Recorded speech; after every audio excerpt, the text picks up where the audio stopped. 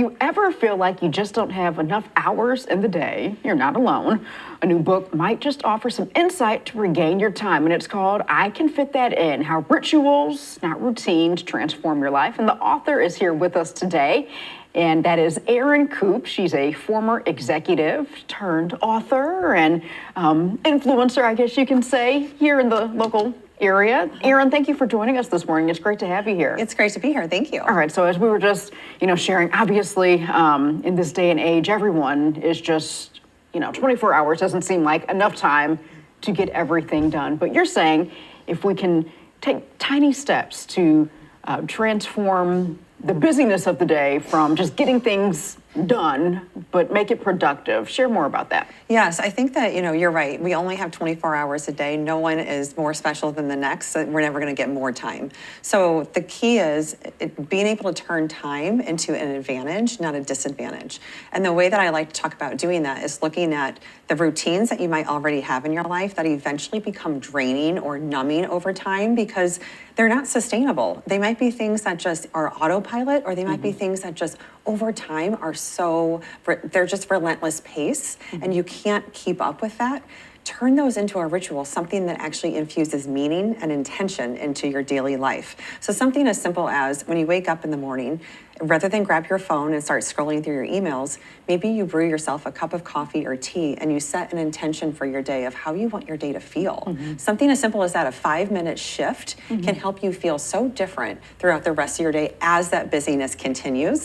That busyness doesn't go away. We just shift our mindset while we're moving through it. And I know that's a big keyword, intentionality, making sure that we're intentional with the time that we have. And I think we're all guilty of it. We can pick up our phone or, some type of electronic device, and before you know it, an hour has passed by. And that definitely, for the most part, is not, adding any good time to our day, I guess you can say.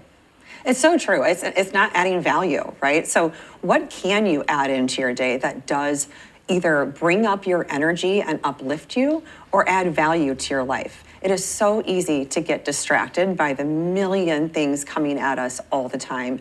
We have so much information overload. We are constantly stimulated. So where can you be intentional to shift your energy towards something that is actually going to fuel you and not something that is just going to siphon energy away from you? And that is something that does take intention. It's a real practice. It's not something that comes natural in this day and age that we live in.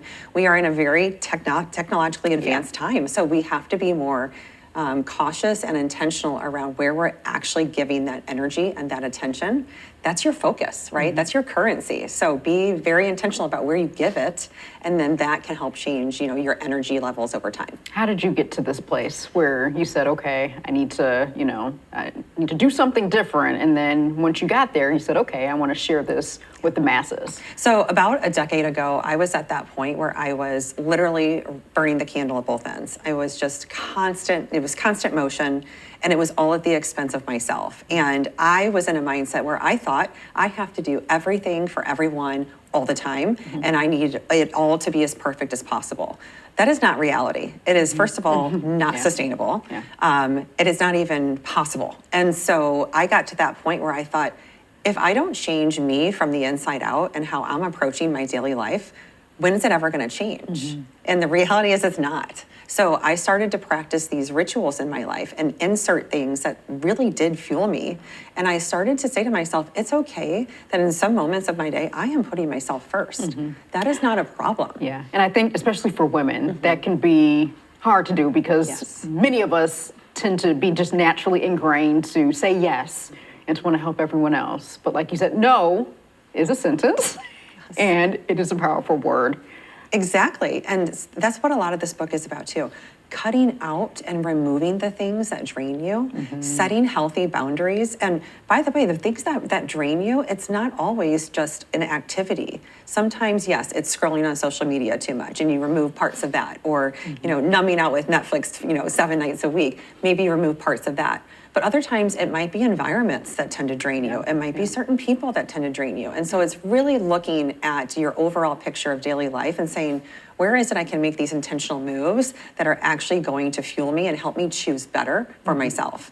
If I choose better for me, everyone that I interact with benefits from that. All right. Well, Erin, thank you so much for joining us this morning. Certainly appreciate it. And if you are interested in checking out Erin's book, it is available right now. And it's called I Can Fit That In. Well, that's the website, icanfitthatin.com. You can also follow Erin on Instagram at AuthenticallyEC. Thank you again for joining us, and congratulations on your first book. Hey, Tim.